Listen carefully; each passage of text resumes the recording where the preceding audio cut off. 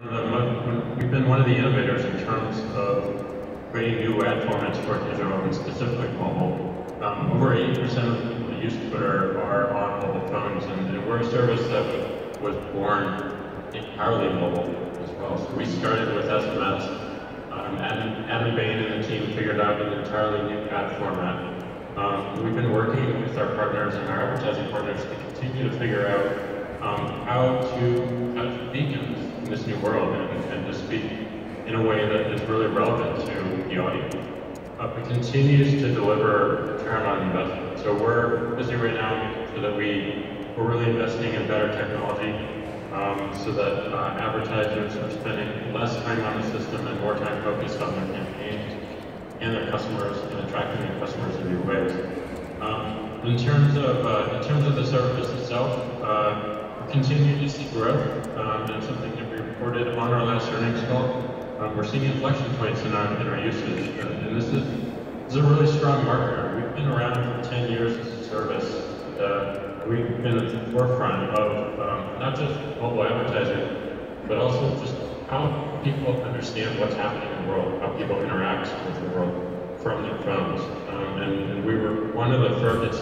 One of the craziest things to think about is Twitter started before the iPhone, before you had all of these apps in your pocket and the ability to really get anything right to your hands. So this is something that we're constantly looking at to reinvent what we have and consider what Twitter can be in the future. Okay, so just sort of probing that a little bit more. I mean, there's been a significant amount of commentary about potential partners or potential owners of Twitter. There have been one or two investors. Steve Ballmer is one. Saudi Arabian investor is another who've invested or reported to have invested in Twitter. There's obviously been talk about Apple's interest, Facebook's interest, potential interest, Google's interest. Do you think Twitter will continue to develop on its own, or do you think it would be better served by being aligned or part of another organization? We have great partnerships with all the companies you mentioned, and there's always been a lot of interest and passion around what we do for the past 10 years. And we've always had a lot of speculation around what Twitter could become and where Twitter could go. But we have a really strong plan ahead of us, and something that we're focused on executing. And I think what gives me the most confidence is we're innovating in our core. We're making our experience better, and we're seeing increases in usage.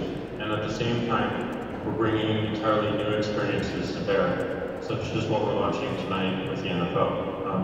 This is really cool technology. We've spent a lot of time making sure that we have something that is low latency, feels extremely live, brings the conversation right to the screen, and right to the event that you're watching. It just feels like a really good experience. And just being able to get a notification that the game is on, swipe it, starts recording immediately. Tweets that make it more insightful, funnier. It's just a great companion. So we're super excited about that, and are really excited. That's it. Okay, so on this question of content rights and live streaming, you're unwilling to say how much, but we can I think the figures that have been speculated is you paid somewhere between $10 million and $17 million, so it's quite a big range on what you may have paid for the NFL streaming rights. But you're making significant investments in content and in rights. What further activities, what further content is Twitter going to invest in? What are the types of content? I'm on the board of Formula One. We've just seen Liberty, John Malone, buy Formula One at a valuation of about $8 billion enterprise value. And that shows you yet again the importance and the value of prime global content. What other things are Twitter going to do? We're really focusing a lot of our energy on live events, live news, live sports, live entertainment is our sweet spot, and it's our sweet spot because it's always been our sweet spot for the past 10 years. We have seen people tweet about events, whether they're there or they're watching it televised at home or at work or on the commute home. This is something that Twitter has just been an amazing companion to, and it's all about making that experience better, making the experience faster, and making it richer with the tweets and the conversation that you see around the event. So Bloomberg is a good example of news and business. We've live streamed both conventions. We're really excited about the election year coming up in the United States, and Twitter is always fantastic companion to the election, specifically in the United States. It has been since 2008 when Obama first ran. The insight and the commentary that you get, and the inside track of information, and also the fact checking that you see happen live on the platform is really cool. So being able to see those debates right within Twitter, and also the conversation right there is really compelling. Entertainment is another big avenue we're looking at. We did a red carpet here with Suicide Squad. A lot of these have been early experiences that we're trying to learn from, so that we can really figure out what really matters, what really sings, what makes the experience great. But this, the NFL has started to around live streaming into Twitter and providing the conversation around it. It's completely wide open, but we'd love to also see a lot more of the local content.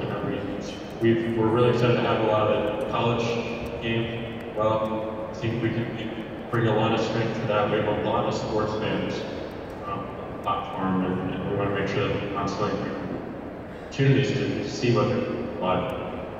Just on that for a minute, and I'm just thinking about it from a Formula One point of view. One of the big debating points was whether rights owners are better off bundling the rights, the online and offline rights,